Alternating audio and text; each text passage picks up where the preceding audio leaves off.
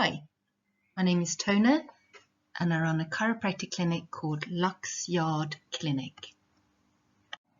I am also the founder and the chair of a new charity called the Teen Hub Project for Teens. Together with Kayleigh Posthumus, who's also a chiropractor, we presented this talk to Robert School in June, and we wanted to come into the students who've just done the GCSEs and give them a sense of perspective. I have 30 years of practice. I've travelled from Sweden to live in England. Kayleigh has 2 years experience and she's travelled from South Africa to England, and we've both been through different experiences in our life, and we wanted to share that with the students. So first of all, I just want to share that I, together with a whole group of people, have set up something called the Green Hub Project for Teens. It has 3 strands. One is volunteering in the garden, which is situated in Milford behind Lux Yard Clinic. And that is for teenagers who are struggling with issues around anxiety and stress and can offer an opportunity other than getting a job. And it will give you volunteering in the community hours. We're also going to run workshops come the autumn of 21, which is life skills for teens. And we also have this website, which has lots of information about anything to do with stress, places you can go to, or places online or apps that can help with stress, anxiety, or issues around emotional well-being. So we want to talk to you about languishing. Languishing means that it's a sense or a state where you fail to make progress, or you feel that you're successful in some way in your life. Really, it's a state of, it's an emotional state. And we want to also say that we feel that in the last few years that mental health it's very easy to over-pathologize mental health. We see that symptoms can be an indication of a disease or a disorder around mental health, and it's not always that.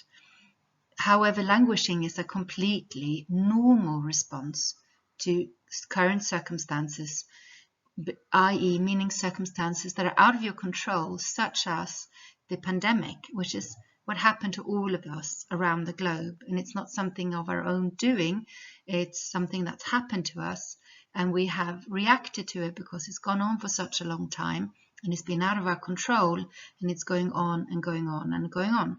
And therefore, it's a state that we can be in, but it's not the same as mental health.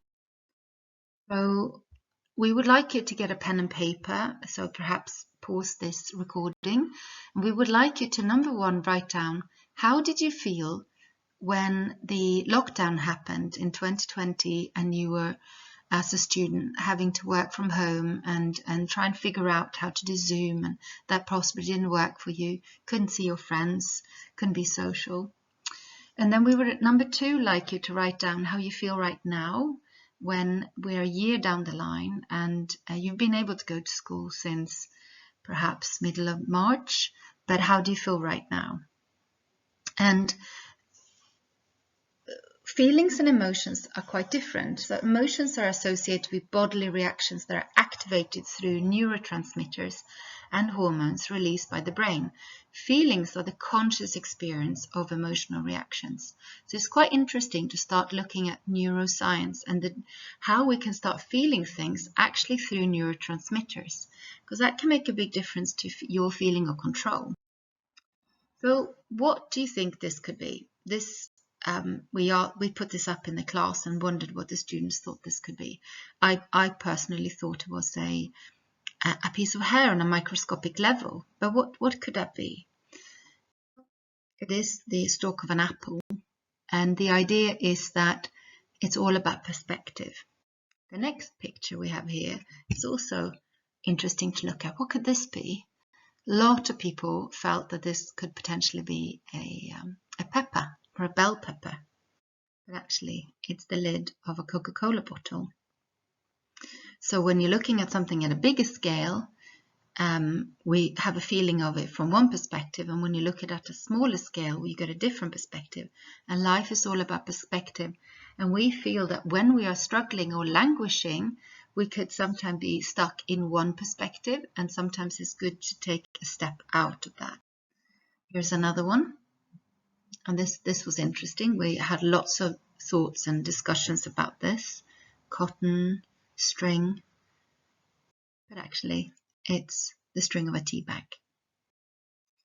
So the long haul effects. So in 2020, the predominant emotions and feelings were mostly dictated by the amygdala. Now, the amygdala are two little glands that you have in your brain that detect threat. They're looking for threat a lot, and they can become overexcited when we get stressed and anxious. And we developed certain routines to ease the sense of the dread that we were feeling. But as the pandemic wore on, this acute anguish or stress or worry gave way to more of a chronic state of languishing. And that's where a lot of people are now. As a chiropractor, I have a lot of patients who are saying to me, oh, I just feel not dreadful, I feel aimless, I feel like it's slightly grey instead of having colour, I feel like everything's keeping on the same and I have no control. So languishing is sort of like in between where you have depression or feelings of depression, where you're despondent, drained, and you can feel worthless. And it's also in between flourishing, where you have a strong sense of meaning, mastery, or I would say purpose as well. Languishing is somewhere in between. And it is described as the absence of well-being. So they're not necessarily symptoms of mental illness or mental distress, but you're also not really feeling like the picture of well-being.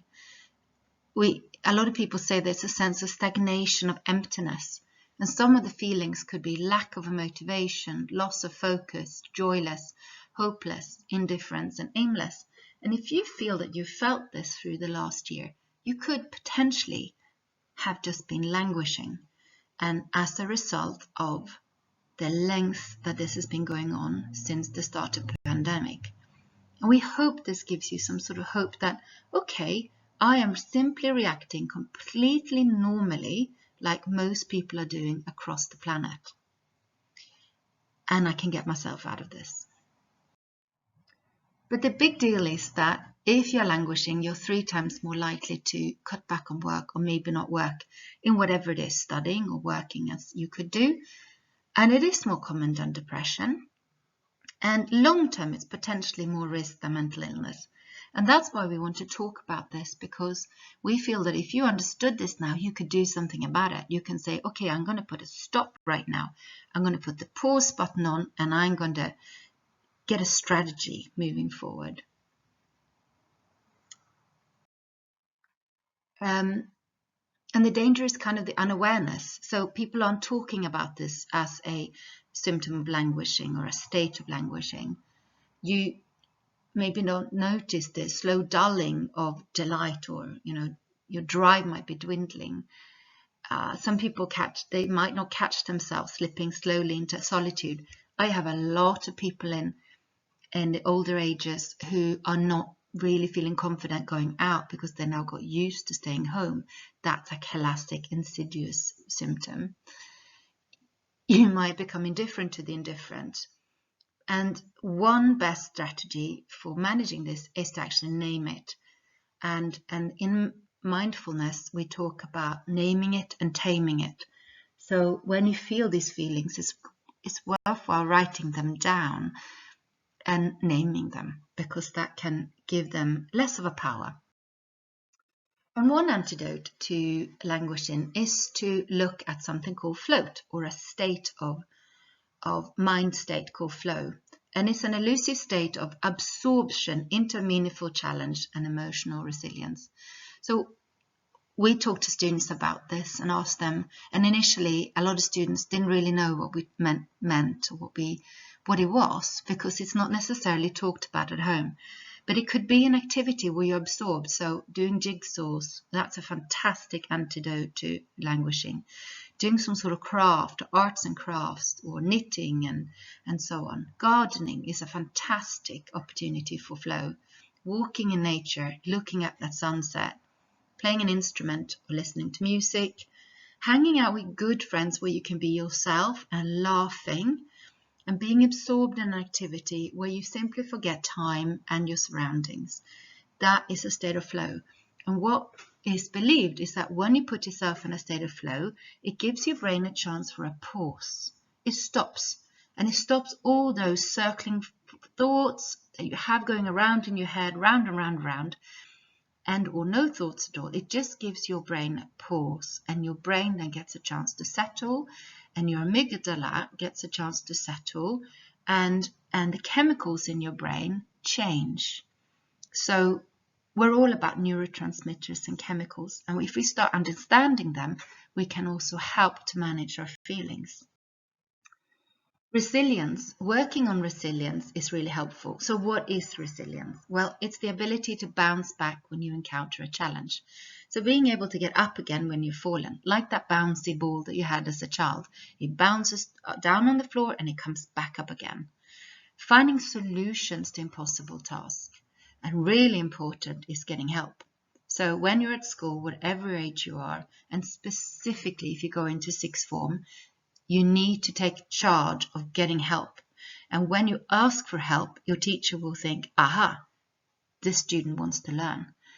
I will keep an eye on the student and they will get you more help. But when you're at sixth form, for instance, it's up to you. So I'm a chiropractor, run my own business. I have staff. I have therapists working for me, and my business is 14 years old. And I am where I am right now because on the left-hand side, I had to have persistence and I had failure and I had a lot of sacrifice, but I have a lot of failures. I had to get myself up again and get going again and trying different routes. And I had a lot of disappointments as well. But that is part of building success and resilience. I also had to create good habits. I had to look after my health, my well-being, my food, my diet, my exercise, my meditation. And I work hard and I'm really dedicated to my goals. And that is what builds resilience. It won't just happen to you. All of these things is what creates resilience. And we can help to strengthen our resilience, and you can control that by a healthy diet. So making sure you eat good, healthy, clean food. You eat well regularly. You don't necessarily go on restricted diets, but you eat well. Staying connected, both listening to yourself and what your body's telling you, because your body talks to you all the time. We've just been taught to not listen to it. But staying connected to friends, and good friends. Having good, meaningful connections will increase your resilience. Making sure you get enough sleep. So if you're a teenager and you listen to this, teenagers do need 8 to 9 hours a night to help the brain to be the best that it can, and also reabsorb and absorb your knowledge that you learned, and relaxation and mindfulness. So learning mindfulness is one of the best skills that you can have, and I wish that I had learned that when I was a teenager and not just in my 50s. So habits and structures can really help the brain. So there are several things here can make a difference to you. So obviously doing self-care can make a difference to your mind. Physical exercise is really helpful for your body to be stronger and have better resilience. And that could be anything from walking, running, swimming, dancing, cycling, whatever it might be. But physical exercise changes your brain for the better. Also supporting your brain by learning something new that wakes your brain up. So learning a language, learning coding, learning a new skill, a new craft, that really wakes your brain up. And kindness. And we really believe that kindness is an important thing, which we'll talk about in the next few slides. But then it's also really interesting to talking hacking happy hormones. Now, not a lot of people know about this, but a lot of us have heard about dopamine. A lot of us have heard about oxytocin, perhaps serotonin and endorphin. But let's talk about them separately. So dopamine is your reward chemical. So dopamine is hugely linked to your phone or your social media. And unfortunately, they have they've hacked this so that you want to be on your social media and your phone all the time. And every time you get a notification, you get a little bit of a dopamine kick and a hit. And unfortunately, that can overwhelm you so that you don't really get dopamine as easily in other ways. So it's good to be aware of that with regards to social media, and it's good to perhaps give yourself a social media break. But when you complete a task, you get a dopamine hit. When you're doing activities that you care for yourself, being with friends, doing a great exercise or an activity, eating good food, and celebrating little wins, that is the sort of thing to give you dopamine. On top of that, being kind, showing gratitude, can give you a dopamine kick. So being kind to others can actually then give you a kick of dopamine, which makes you feel better yourself. Serotonin is the mood stabilizer. So meditation can help to stabilize serotonin, running, sun exposure. So you get when you get vitamin D through sun, you also help serotonin. Walking in nature, cycling and swimming all can help to balance serotonin. So isn't that quite interesting that you can do this naturally? Oxytocin is what we call the love hormone, but you can also get a release of oxytocin when you play with a pet, like a dog or a cat, playing with a baby, holding someone's hand, hugging someone, and giving someone else a compliment. And the endorphin that most of us know about, which is a painkiller, it's also a happy hormone because you can release that through laughing, using essential oils, watching a comedy, dark chocolate, and obviously exercising where you do cardiovascular exercise. So we think it's really exciting, and I wonder whether perhaps in a few years' time that we're going to start looking at how we can create our own happy hormone cocktail naturally through doing all these fantastic activities and knowing about this. So if you did all of these things, you would start creating more chemicals in your body that makes you feel good. So what happens if you hit a wall and you just, will get a crisis? Well, first of all, we believe that everybody will have a crisis at some point in your life. And if you don't, I don't think you're recognizing your body. And the key is to be okay about this, to be ready to learn and develop from it and see it as a part of your journey. So your life journey is a little bit like a roller coaster. It goes up and it goes down. It stays on the same path. It goes down, it goes up. And the key is to find your best strategies for yourself to be more grounded. And to think, okay, here comes the wall. Right, I now have strategies that I can use when this happens. Instead of going, oh my God, my life is, my life has been turned upside down. I'm the only one in the world who has this. No, this happens to every single person. So, firstly, you need to share with someone else. You can share with a family member, share with someone at school, but it's important that you share with someone who's professional. And if you share with a friend, we would ask you kindly to not ask your friend to keep this as a secret, because that is putting a lot of responsibility on that person, and it might be a difficult secret to hold for them, which will almost create like a backpack of a secret. But try and share with someone also that is a professional, so can help you to untangle this. See it as a knot that needs untangling. Schools have professionals who can help you. Counseling can help you and find out who you are, and that can make you stronger for life. It can help you become a better you.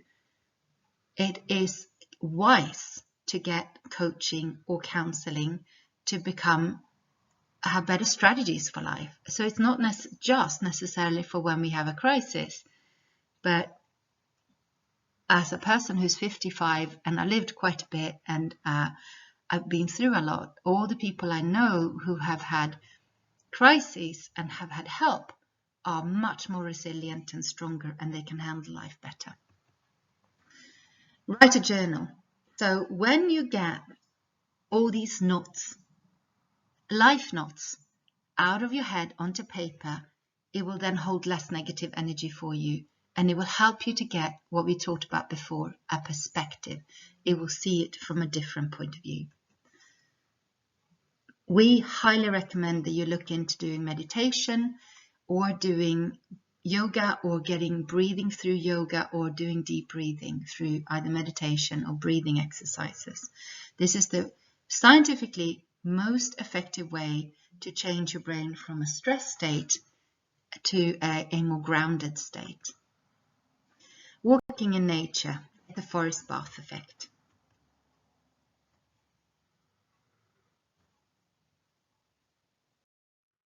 So, number one, start being kind to yourself.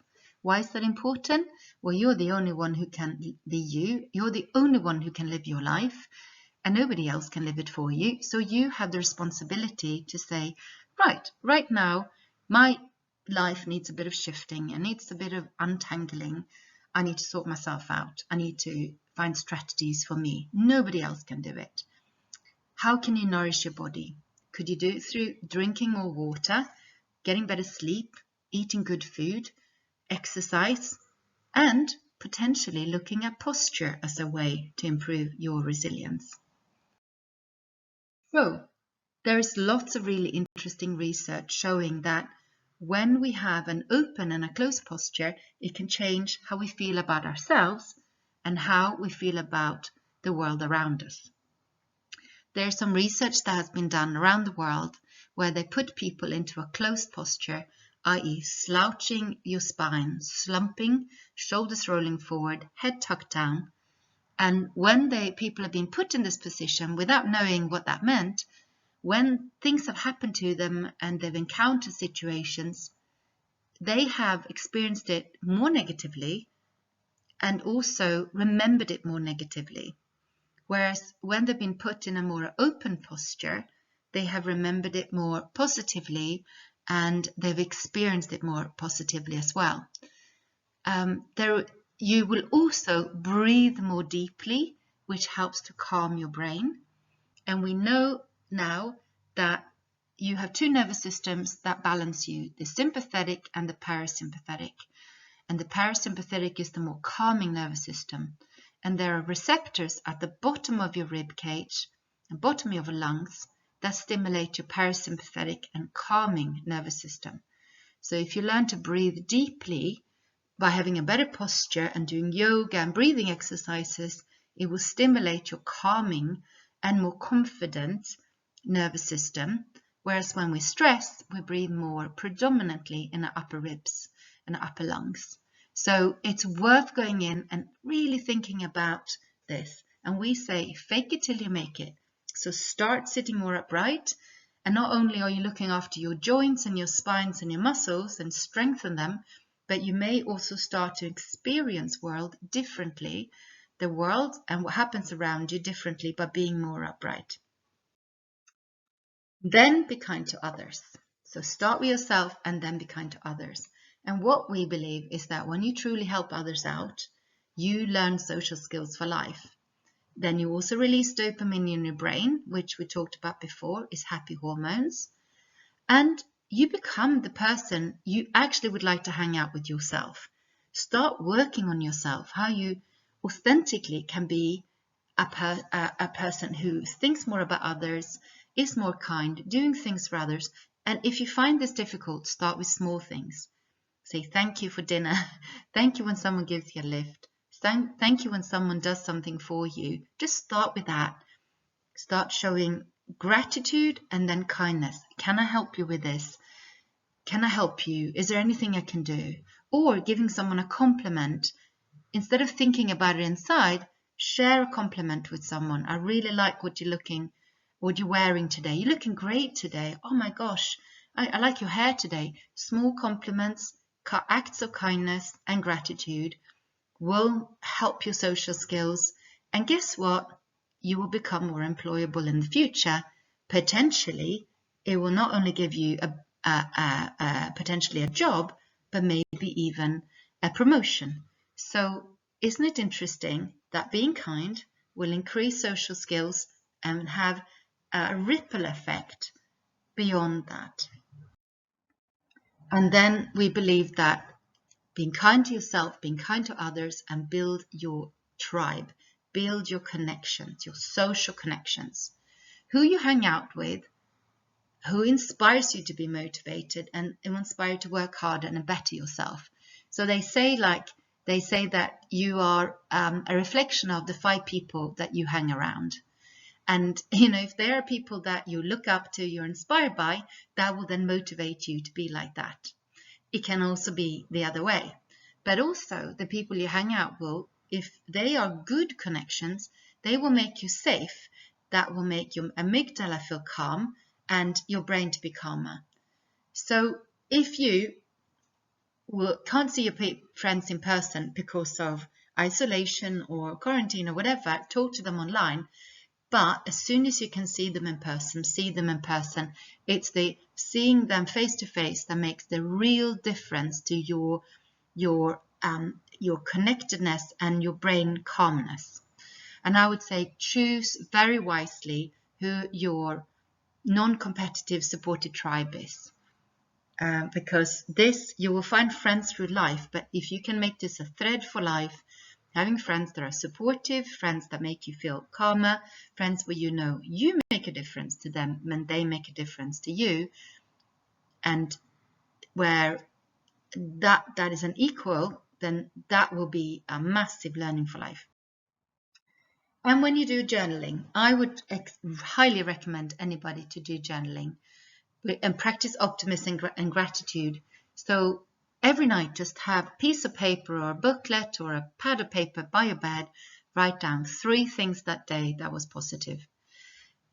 And, if you find it difficult, just write down, I managed to eat food, I managed to go outside, I managed to get to school, I managed to contact a friend. And that can then build on, I had a really good day today, I enjoyed that class. I surprised myself, but that class was actually quite good. Or I was brave and asked someone for help. I was brave when I went up to a teacher and said, I need your help. Or I did something out of my comfort zone. 3 things every day for 30 days will start to create positive chemicals in your brain, and you practice optimism. We also know from science and scientific experiments that working on positive affirmations and mantras can make a massive difference to how you experience a situation. So, I am stronger than I think I am is a mantra you can put up on your wall and put it up there and read it every day. If you're having a difficult time, write, this too shall pass, but make it your own. And the more you repeat this mantra and the more you believe it, the more it will register positively in your brain. And there are 5 things here that make a difference, that can make that possible. Then I would like you to think about, what are the things that you really love? What fires you up? What do you care about? If you are you're going to 6th form, say you're in year 10, you're finished year 11, and you're about to go to 6th form, and you made your choices, but there may be other people's choices. Then think again about what is it that you really, really, really love? What makes you really excited? Because only you can live your life, not your parents, not your grandparents, not your teachers. Don't live your life through other people. So let's say you have something you absolutely love and is a natural talent, but your parents say, no, that's not what you're going to make a living on. Well, I say, if you have a natural talent, well, use it, because already you're halfway there because you're finding it easy. And if you love it, hey, give it a go. 6th form is where you try things. Very quick fact, exercise can make a difference for getting rid of inner stress, strengthen your stamina, make you stronger. It can help your focus and concentration, helpful in learning or at any work. It can help sleep, improve your mood, and give you more energy. So whatever it is, just go out for a walk, go out for a cycle ride, try and do some swimming, join a club in some sort. Even if you start once a week and just start a little bit and build on it, it can make a massive difference. In Japan, there's something called the Shinrin-yoku, or the forest bath effect. Going out into nature can oxygenate your brain, lift your mood. It gives you a different view. It gives you a perspective, a reflection on where you are right now. It can also help your lateral thinking and help you get out of the bubble. And they also believe that being in nature, being under trees, can give you well-being chemicals that can improve how you feel. As we still are in the latter stages of the pandemic, we also believe it's important to work on your immunity, and you can do that through drinking more water, eating good food, relaxation, sunshine, exercise and sleep. And it's also helpful to eat good, but if you feel you're lacking in your diet, make sure you take vitamin C and vitamin D. If you are at this point struggling with tiredness and fatigue, exhaustion that makes you absolutely tired, and muscle ache and lack of motivation, you may be deficient to vitamin D. Go and have a blood test and make sure you get vitamin D. We've also added zinc and elderberry in here for good nutrition. So at the end of this presentation, we would like to go back to your little notepad and write down, how do you feel right now after this presentation? Is there anything that we talked about today that maybe resonated with you? Could you take some steps towards these actions? Could you do one out of the things we mentioned today? Write them down right now, put them on a wall to remind you. If you want to, send us a message through the Green Hub's Instagram or Facebook page and say, I'm going to do these things, or tell a friend that you're going to do it. So you do like a little accountability. So we share it with someone to help you to be inspired, and maybe they will do the same thing. So we hope that this has